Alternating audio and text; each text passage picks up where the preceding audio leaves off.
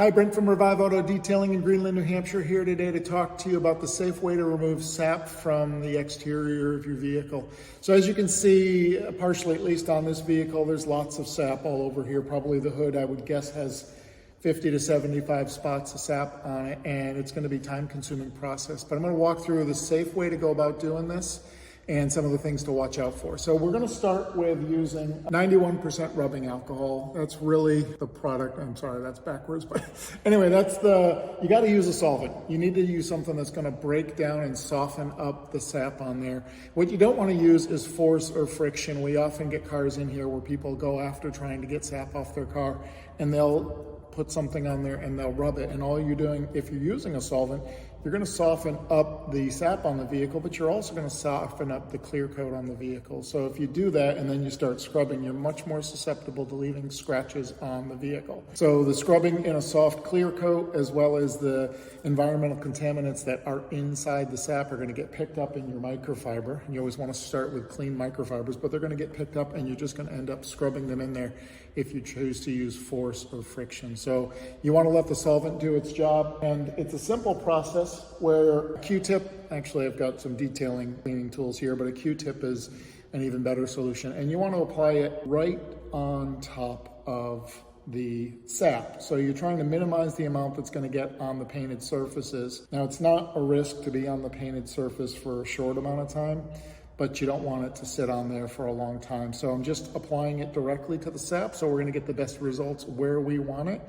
And we're just going to let the product do the work. So as you saw, I went after 4 spots. You want to stay, if you've got this much, you don't want to do one at a time because you're literally just going to watch the product work. You want to put it on the spots, but you want to remember specifically where you applied it. And what we're doing is we're simply waiting for the solvent to start to break down the sap. Now, if you put so much on there that it starts to run down the vehicle, you want to minimize the amount of solvent or rubbing alcohol that runs down the vehicle. So if it does start, just to gently wipe it across there. And the things you want to watch out for are any of the porous surfaces, like the gaskets on a windshield or any of the black plastic. The solvent will actually stain that. So if it starts running down to there, you want to make sure you catch it before it gets there and just continue to wait. Now, typically what I find is I start to be able to smell sap once it starts to break down. But until then, I don't do anything other than just wiping it. You also don't want to let the solvent dry on the vehicle because that can leave stains itself. So you want to be careful. Now I put a bit more on that time so I can see that it's starting to run down. I'm just going to gently wipe it up so that it doesn't end up on any of the porous surfaces. So while that's happening, a little bit of additional information. All cars nowadays have, on top of the metal, you've got primer, paint, and clear coat. The paint is the color of the vehicle. The clear coat protects all that.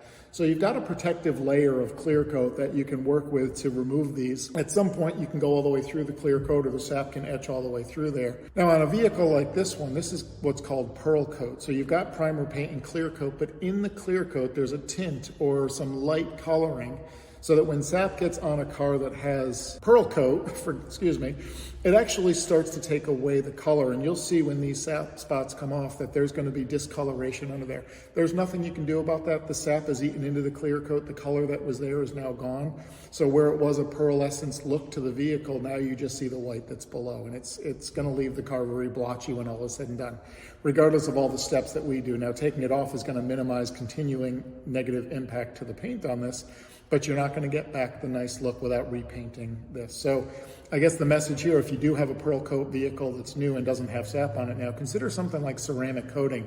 That gives you an added layer of protection on top of that clear coat, especially for vehicles that have a tint in the clear coat. So the ceramic coating becomes a sacrificial layer. The sap lands on there. Detailer yourself can remove that, but you don't start getting into the clear coat that has coloring in it. So it's a long-winded answer. I want to just take a break here. I can see that it's starting to dry, so I want to go ahead and wipe it off before it does. And I'm going to just reapply it again. Now, I can start to smell it breaking up. I'm trying to remember which 4 specific spots I'm going after. Now, as we go further and further, it's going to get more and more runny, so I've got to just pay attention and make sure we're not getting solvent running down the vehicle. Now, I would typically wash a vehicle before I did this, but because this car has so much sap on it, I'm going to do these spots first. I'm going to then need to go back and wash the vehicle do a clay bar that's going to remove any other environmental contaminants once the sap is gone. And then this vehicle is going to need a full polish to go after any imperfections that we can go after. Again, because it's a Pearl Coat, there are going to be some imperfections left, but there's nothing that can be done about them. And you can see in the clear coat, in the sap that's on here, I mean, you can clearly see that there's some environmental contaminants that are in there, some branches that are within the sap. And that's where if you just take and you go after trying to use force and friction to remove that, you're going to pick that up in here and you're just going to scratch the vehicle. And again, you're softening up everything, not just the sap, you're softening up the clear coat as well. You risk adding scratches if you don't do this very patiently and cautiously. Again, I'm staying focused on just these 4 spots that I started on. I'm not expanding anywhere else because I don't want to lose track of where I do and don't have solvent on the vehicle. Again, it's time consuming. This is why this car could take 8-12 hours to remove all of this, and there's no other solution that I know of. And this is why people often resort to force or friction to go after this stuff. They feel like they just want to hurry along and get done with it, and I get it. This is about as much fun as watching grass grow or paint dry. It's tedious work, but it's the only solution to removing this. So I can see this is starting to come up a little bit, as you can see.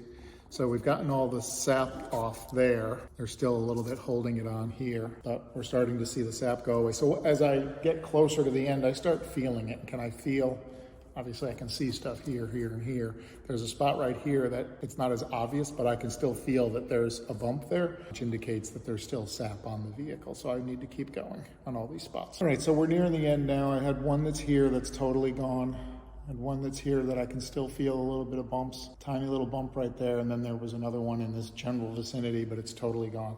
Now this one here, I don't know if you can see it on the screen, but I can see the imperfections in the paint where it looks a little more gray than the rest of it. So there's a surrounding area where the pine ate through enough of the clear coat to remove some of the tint that was in there. So it's now leaving a blotch on the paint. You're gonna see that everywhere that you go after doing this, where the paint or where the sap is eaten through. The other thing that as I'm doing this, I'm thinking about making sure that I'm keeping my microfiber turned so that I'm not picking up stuff. So you can see, there's some environmental contaminants that I've picked up in the microfiber. I'm turning to clean sections so that as I do this, I'm minimizing the risk of introducing any new scratches into it. So again, I've got a tiny little bit right there, tiny little bit right there, and that's about all that's left. So I'm gonna just try and finish up those 2 spots. A little more rubbing alcohol on there. I may need a little bit more. All right, so now you can see those 4 spots are totally gone. Again, I'm not sure if you're able to see that, but there is an imperfection that's noticeable there. A little bit over here and up in here, though there's still a lot of contaminants that are in the painted surface around here, not sap, but just a lot of dirt from it being outdoors. So that was about 15 minutes that it took to go after those 4 spots, and that's what it's going to take to go after all of these to get this car looking clean. If you have any questions on sap removal, give us a call here at Revive Auto Detailing in Greenland, New Hampshire.